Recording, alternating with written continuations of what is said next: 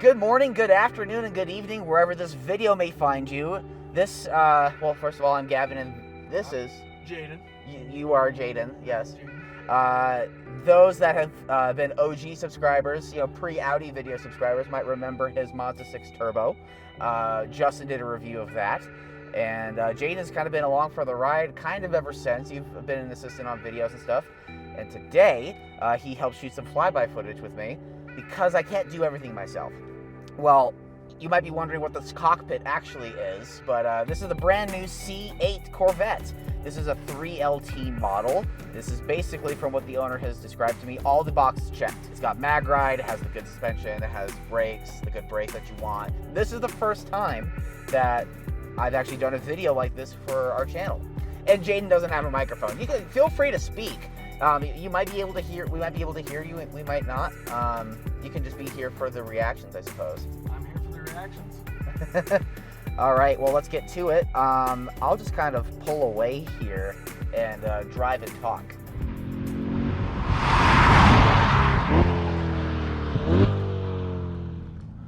So for those that have been sleeping under a rock for the last 2 years, this is a 6.2 liter V8 that's mounted just behind us, but in front of the rear axle. Makes 495 horsepower and I believe 470 foot-pounds of torque. But you can read all about that on GM's website. What you won't read, and I'll actually put this in manual mode to demonstrate this, is it's basically 9 to 9.5 tenths as good as Porsche's PDK. And this is coming from the Porsche file. This is coming from the guy that can't stop talking about like manual 991 GT3s. We are currently actually in comfort mode right now. I'm gonna put it in the Z. I don't know if that means Zora mode or whatever that means. Not a lot of actual engine noise when you're off throttle. But when load happens, you just get this sort of this zing, this push. Oh, that's a storm in front of us. Jeez. And while this is a rear-wheel drive car, traction control is not super mega invasive like it is on BMWs or Mercedes of like the mid-early 2000s. You still get a little bit of play left. And yeah, 470 foot-pounds going to the rear wheels. So earlier today, as most people that drive other people's cars or are photographers, they'll post about the car they're driving or shooting, on their social medias. And a friend of mine from California hit me up in the DMs and was like, hey, I'm actually looking at renting one of these on Turo next month. What can I look out for? And I actually think that's a really great jumping off point for our conversation here. What is there to look for if you've not driven one of these? It's actually quite easy to drive.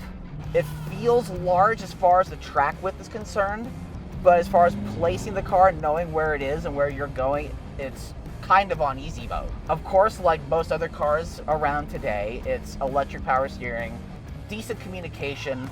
The ratio of the steering ratio is so quick. It's just fantastic at doing 3-point turns. I have to experience that during our flyby sessions when we do these videos. And for some reason, we are stuck in traffic doing now 18 miles an hour behind a Corolla. So this really is like a Matt Farah one take. Okay, well, I'm not going to get into the livability about this because I want an article, a written article written by yours truly to come out alongside this video. So if you want to check that out, hit the link in the description to our website where you can buy things like our t-shirt and hat and stickers and all of that stuff and read my words. All right, let's check the 3-point turn here. Oops. Okay. Here, I send it do it for the kids.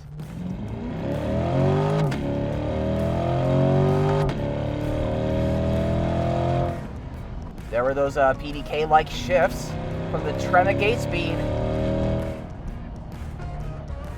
Steering is fantabulous. Real easy to place in the lane.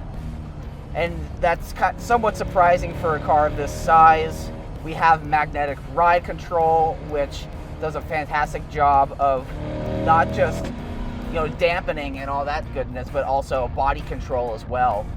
It's not quite like the NSX Type S as far as planted, like, level-headedness. But as far as, the fun to drive factor, it's, okay, actually take a hybrid NSX and apply some fun from a Fiesta ST, and you get this. I don't know if that's going to make sense to people. I don't know. That could stay in the video, that could not. The Fiesta ST, I see. The NSX, it's... Not a lot of people have driven those. They made 350 of the Type S's. Oh, that's it. All right. Yeah. This car, as a $55,000 driving experience when they came out in 2020, bellissimo, fantastique, amazing. Yeah, sure. 55 grand, take my money. 75 grand. Yeah, I see it. I still see it. 90? You're getting there. Spoke with the owner ahead of time about this car, and he said he's into this for 130. If I'm paying $130,000, I don't want panel gap like this. This car is not immune to panel gap. This is a GM product still. Still a Corvette. And if that's something that doesn't bother you and you care that much more about the driving sensations and the driving dynamics, God bless, go get one. I 100% recommend. With the fantastic ride quality, the direct steering, the PDK-like gearbox, sublime power, naturally aspirated power. Everything about this car is responsive. However, if you're looking for a car that feels like $130,000, look elsewhere. Might I suggest Porsche?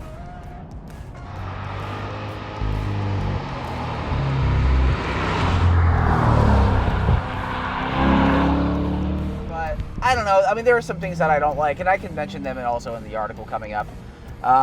Things I do like, though, it's just so responsive. How's it feel, Jaden, to be in the passenger seat right at the edge of a cliff and we're kind of kicking the back end out? I'm all for it. I'm here for it. I enjoy the adrenaline. This is the type of stuff that I do. Oh, good. Well, I'm glad you're having a good time. As the passenger, I feel like I'm pushed away, Okay. separated from the driver. I feel like this is great as the driver, but as the passenger, it feels like there's a wall.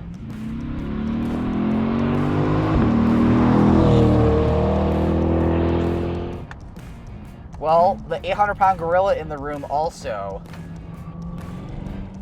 is a square steering wheel. I've gotten used to it, and especially cruising like on the freeway, I can put my arms or my hands just right here or the underhand, and I feel tons of leverage. I don't feel like I'm losing anything there really at all. It's just kind of weird and strange, and like maybe if you put your hands up here, I don't know. Yeah, everything about it feels really foreign. It just seems really, like, everything about at least the inside of this car and some of the outside is fighter pilot, cockpit. You and I were cranking Danger Zone fucking earlier, and it felt right. It felt very apropos.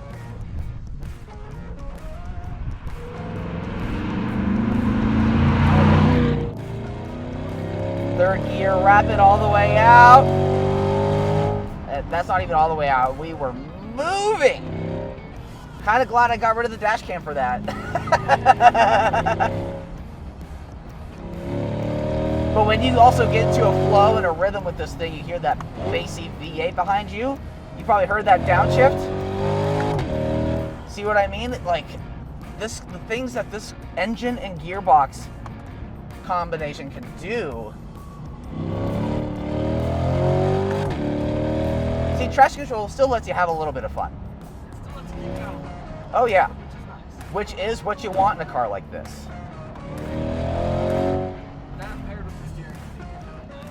It's a great thing that they gave such a fast steering rack, this fast electric steering rack, with the car with the square wheel. If they had more of a conventional steering rack ratio, it would be like, okay guys, what are you doing? The slides are easy to catch. Everything about this is super responsive, and I still feel more of a communication with this than I had with, $180,000 NSX. I like this more. I would also rather save the 80 grand, or however much the difference is between an NC1 and a C8 with all the boxes checked. The owner said he was 130 deep into this. Okay. So maybe a $50,000 difference. I've also seen NSX Type S's being sold, or at least they're being listed for $300,000. So you could buy a couple of these and pay taxes and be at roughly where that was. Yeah. Actually, I'll leave us on one more note here. I mean, do you think this deserves the Corvette name? Or conversely, as a recipient of online car content, the person who's consuming the online car content, is this worth or is this back leading up to the hype? Is this like, everything that you've heard and seen about this car before? I would almost say it's better. You think it's better than the hype? I think it's better than the hype. Wow. Okay. As weird as that may sound, the Corvette was extremely hyped up. Once it was hyped up, I downplayed it. But after driving it and after sitting in it and riding in it, it's phenomenal. It does it, and it does it well. You know what it also does well that we discussed in the NSX video for those cars? This car can do both ends of the spectrum so well.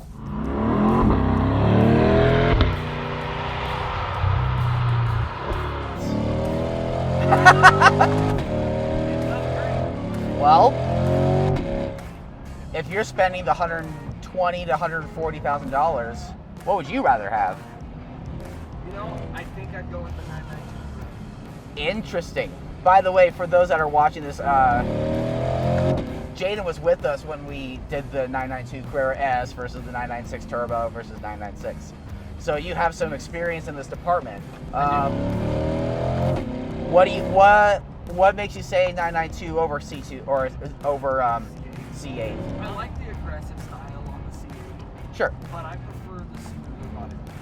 Okay. I prefer the exterior look of the 992 over the C8. So as more of a... I prefer a more classic look. That's something that you would just rather walk out to in your garage every single morning. Absolutely. Okay. What about driving? What about like the feel, if you can recall back? It's been a few months. Yeah, it's been over a year. It's been over a year, yeah. That's hard because this 992 that we drove was manual. It was. It had rev match, and it was really great rev match. It was a phenomenal vehicle. I don't know. Gun to your head. Gun to my head. Gun to your head. C8 Z51 3LT Corvette or a manual Carrera S 992 jet. If I agree. I think I actually agree. It doesn't look like much, especially in a nondescript color. I haven't driven, and I don't believe you have either, driven the new 8-speed PDK. I have not. That's what that car has. We've only driven that car with the manual. This feels more playful. The 992 is a little more serious in the dynamic department. However, that car the front end felt more buttoned down, in my opinion. Yeah. That makes a lot of sense. And it still had a 911 howl at the top end.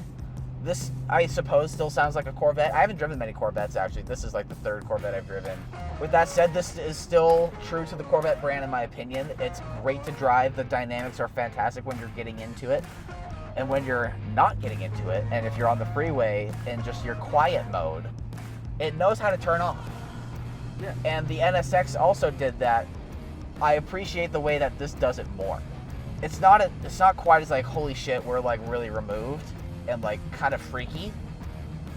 But it's also not an EV in any sort of way, whereas the new NSX has electric motors and there's actually an EV only mode. But when this gets to be fun, when the road gets twisty and squiggly, I'd rather be in this. Thank you all for watching. I tried to end this video earlier, but I guess we kept talking and the GoPro kept recording. So hopefully this audio is recording. I believe it is. And yeah, if you want to see more of this, or if there are cars that you think would go really well with this, or cars that I need to drive, I need to catch up on. Maybe it's been a long time or I've never driven it.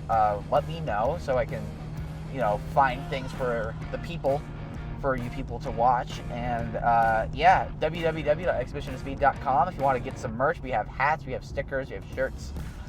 And yeah, we'll see you next time. Bye.